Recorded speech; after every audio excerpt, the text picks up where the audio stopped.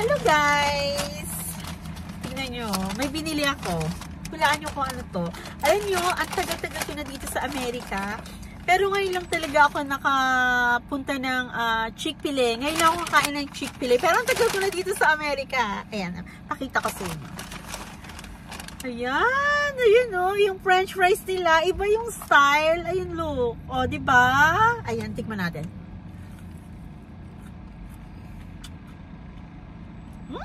Harap.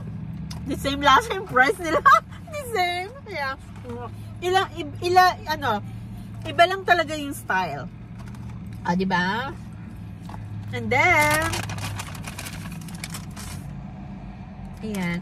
Ang $22 lang binayaran namin, which is mura. O, merong french fries. Hindi, pinakita ko lang kasi ngayon lang talaga ako nakapunta dito sa, sa Chick-fil-A. So, meron pa silang Chick-fil-A sauce. Nag-asa ko.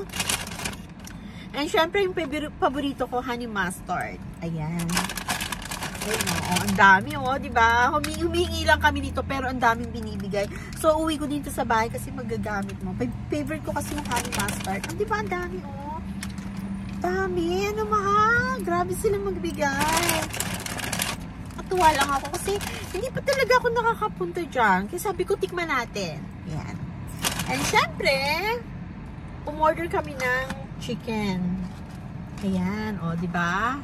Ayan, ilang piraso to?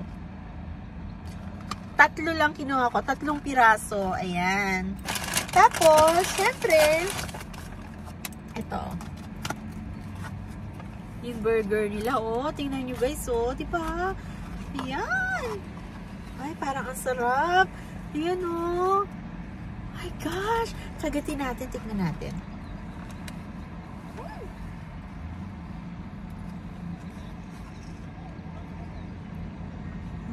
Sarap pala yung chicken nila, mahal.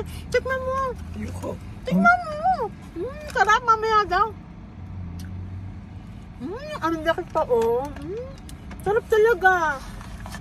Ngayon ko lang talaga ito natikman. Yung burger nila, mahal na sarap talaga. Tapos lagyan natin ito, Ang sarap. Tapos, ito, i-try natin itong Chick-fil-A nila. Tingnan ko kung anong lasa nito.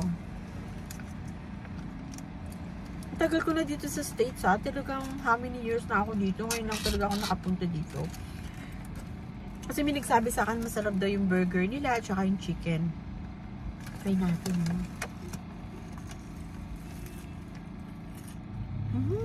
Sarap. Creamy na cheesy. Ganun ang panlasa. Sarap, mahal. Grabe.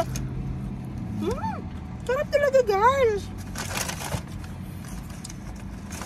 Sige, bye guys. Kain muna kami.